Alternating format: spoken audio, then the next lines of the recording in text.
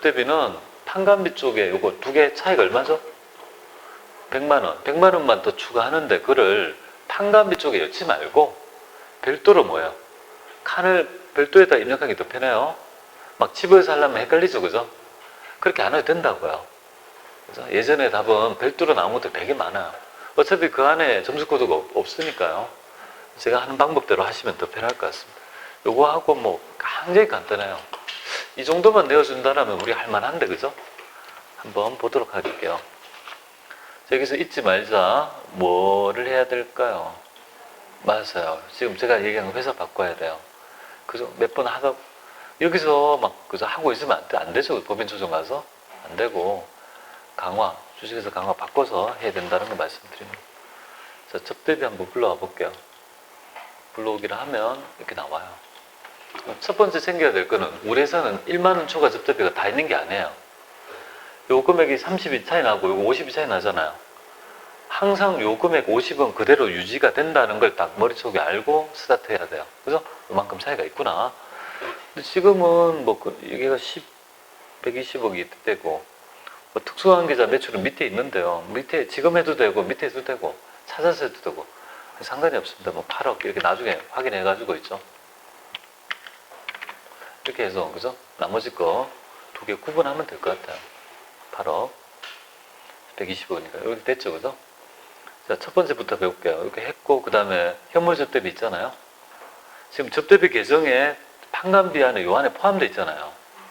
그러니까 813번에서 접대비 하나 치고, 계정에는 없는 거지만, 접대비에 해당된 금액은 100만 원을 더 올려야 될 거 아니에요.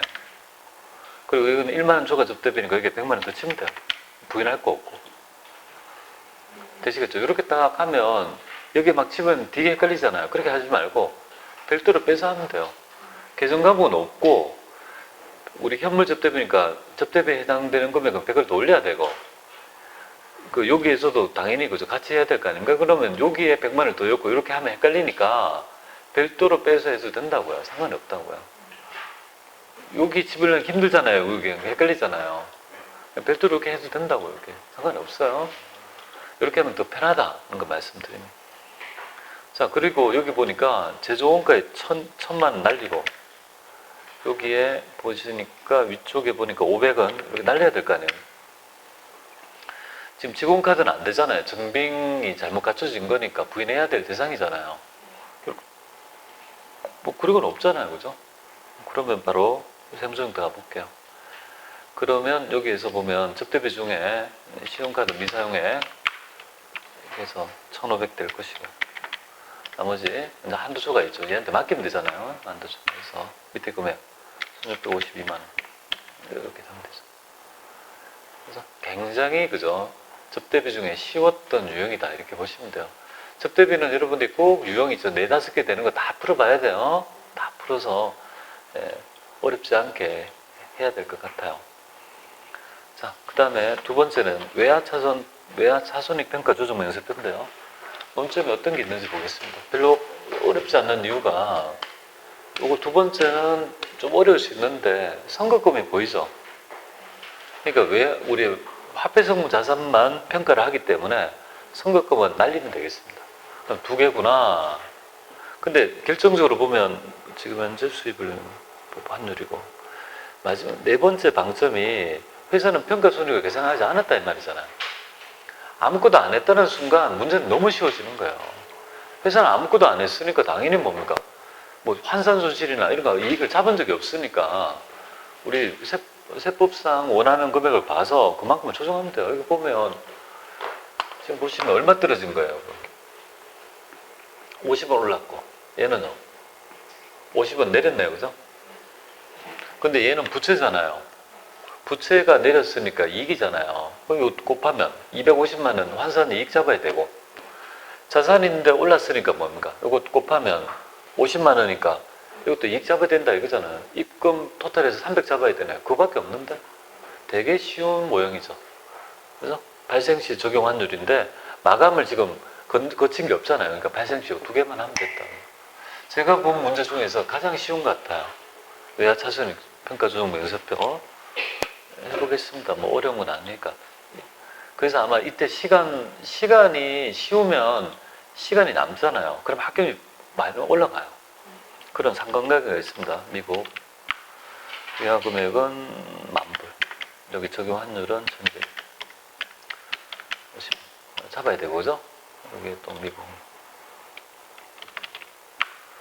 외화 금액은 50,000불, 소매 환율은 1,300, 요거는 1,250. 이렇게 잡아야 된다 이거잖아요. 그런데 여기에서 보면 회사는 아무것도 안 했으니까 300을 잡아야 된다 이 말이잖아요. 그러면 조정 등록할 때 얘는 그냥 제가 직접 입력하는 게 더 편해요. 그래서 얘와 예금 올리고 자산해서 이만큼 250 잡아가지고 입금 살입하고, 그죠? 그럼 두 번째는 외화 차입금 50만 원만큼, 죄송합니다. 다시 50만 원. 250, 그죠? 이렇게 되겠습니다. 그죠? 이렇게 300 밑에 하단 거 맞춰주면 될 것 같습니다. 그래서 어렵지 않았던 모형입니다. 자, 그 다음에 여기 볼게요. 이 재고자산 평가 차손익 조정 면세표 하라 이거죠. 근데 이것도 되게, 그죠? 여러분들 지금 이 회차가 80회잖아요. 그죠? 그죠? 우리, 그죠? 84회를 보는 듯 해요. 지금 84회도 재고자산 나오고, 그죠? 외화 차손이 나오고, 그죠? 자, 이거 한번 보겠습니다. 우리 재고자산 평가 조정 면세표 볼게요. 우리가 상품에 대해서는 이미 총평균법에 따라 신고를 했대요. 했는데 올해 있잖아요. 회사는 변경 신고도 안 하고 지멋대로 뭡니까? 그죠? 총평균법이 아니라 후입선출법으로 평가를 해버린 거예요. 평가한 금액은 70에 이하가요. 지멋대로. 이거는 임의 변경이 됩니다. 임의 변경은 임의 변경 시의 세법상의 평가이거든요. 기존의 방법, 총평균법 80, 무신고시 방법, 선입선출법 방법 중에 큰 놈을 우리 세법상의 평가액으로 하잖아요. 그럼 세법의 평가는 80. 근데 회사가 계산한 거는 70, 10만 원 올려줘야 돼, 재고. 그래서 상품 평가 감에서 10만 원 유보가 되겠습니다. 그거를 6점을 준다 이 말이죠. 되게, 그죠? 뭐 아주 해피한 문제인 것 같아요. 이렇게만 준다라면 시간을 줄일 수 있는데요. 여기 가볼게요. 재고자산평가 조정 면세표 가서 이게 제품 신고는 2016년도 3월 31일. 2006년도에 3월 31일. 평가 방법은 총평균법 4번. 신고 방법, 평가 방법은 지멋대로 했으니까 3번. 그러니까 안 맞다 이 말이잖아요. 그럼 여기에 감옥 가서 이 상품이니까 146. 품명은 없으니까 여기 가볼게요. 자, 회사가 계산한 금액 70. 그 다음에 이미 그저 변경이니까 세법상의 평가한 금액 80. 무신고는 50. 그러니까 뭐야? 10만 원만큼 조정해야 된다 이거잖아요. 공시계산해서 상품평가감. 상품평가감에서 10만 원. 유보 달면 되겠습니다. 되게 쉬운 거잖아요. 그죠? 그래서 이렇게 하니까 시간이 줄더라 이거죠. 그러니까 다른 데 더 벌 수 있는 시간이 넘어가니까 합격률이 쭉쭉 올라가는 거예요. 네 번째 보겠습니다. 소득금액 조정 합격표도 되게 쉬운 것 같아요. 자, 이거 한번 볼게요. 얘는 출자 전환 모형이에요. 지금 내가 빚이 얼마가 있냐면 1,300 있어요. 근데 주식의 시가가 1,000만 원밖에 안 돼요. 그럼 등가가 아니잖아요. 그죠? 교환이 등가가 이루어지지 않았죠. 회사 입장에서는 이 부채를 1,300을 1,000만 원으로 갚았잖아요. 그러니까 300을 어떻게 볼 거냐 이거죠. 얘는 주발출해서 전혀 과세되지 않지만 우리 법에는요 못 찾는다. 입금으로 보겠다. 그죠? 그래서 입금 산입해서 기타로 처분하면 되겠습니다. 이거는 너무 쉽잖아요. 상여 처분하면 됩니다. 업무무관 경비고. 얘는 토지니까 뭔가 유보 달아야 되죠. 그죠? 그래서 500만큼 있잖아요. 유보 계산하면 되잖아요. 이거 너무 쉽잖아요. 2점, 2점이니까. 그죠? 한 1분입니다. 1분에 6점을 맞추는데요. 되게 좋은 거잖아요. 1분에 6점 맞추는데 계산 문제 있잖아요. 낑낑대면서 5분 걸려 2점도 안 되는데 맞을지 안 맞을지 그걸 붙들고 있으면 안 된다는 거예요. 일단 얘부터 다 하고, 그죠? 이런 것들을 좀 전체적으로 할 수 있는 눈이 좀 필요할 것 같아요. 그래서 여기는 입금산입 했을 때 채무 면적 없으면 그냥 바로 직접 입력해서 하면 됩니다. 그래서 이거 금액 차이는 300. 그래서 기타로 치면 될 것 같고요. 좋아야죠. 두 번째는 대표이사잖아요. 그죠? 대표이사 수선비. 개인 경비 340만원. 상해 처분하면 되겠습니다. 세 번째는 이제 세금하고 뭐 있죠? 토지취득세.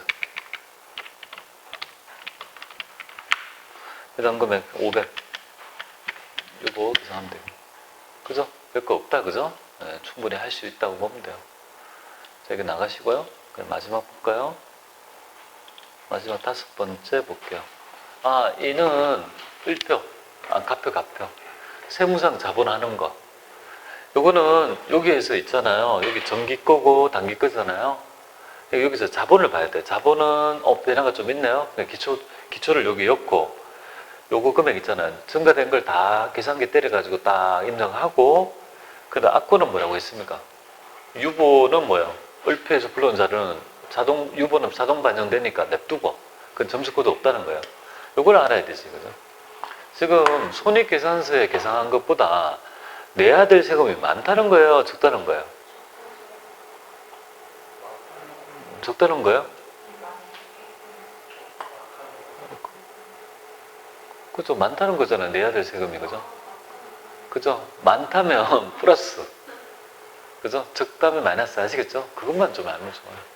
지금 세금 낼 게 많잖아요. 회사가. 손익계상을 미계상했잖아요. 손익계산서보다 적게 계상했잖아요. 미계상. 그 금액은 플러스인데 플러스 금액이란 말은 그만큼 부채가 더 많아야 되잖아요. 그러니까 자산을 그만큼 자본을 깎아야 된다고요. 근데 깎아야 되는데 이 서식에 보면 깎으면 마이너스로 하면 좋은데 서식 자체가 어떻게 돼 있어? 이 카페 서식 자체가 마이너스가 돼 있죠, 그죠? 그러니까 플러스로 하면 마이너스가 되는 거니까 그만큼을 그저 깐다 이렇게 보시면 돼요. 그것만 좀 알아주시면 될 것 같아요. 이거는 뭐 계산기에서 때려야 되니까 해보겠습니다. 여기에 자본금은 처음에 5억 이때 두고 자본잉여금은 11, 이익잉여금은 172, 544, 067 이렇게 일단 기초하고요. 증가 같은 건 여기에서 얼마를 했냐면 1145 만큼이고 여기 자본잉여금은 없고요. 차이가 없고요. 400이 1, 2, 5 그러네요. 400 증가 1료 맞죠. 그럼 이익잉여금은 되게 도대체 뭐야 이거 5660 243 그죠 083 이거 엄청나게 그죠. 하여튼 이렇게 해가지고 얘들이 원하는 그죠 그걸 간추려 보는 거죠. 그러니까 논리가 없고요. 여기가 논리가 있죠. 그죠? 네. 손익미계상 법인세가 뭡니까? 70억 5천원 여기가 72,500원 요거 이렇게 집어하면 딱 맞아 떨어지죠. 요거를 하면은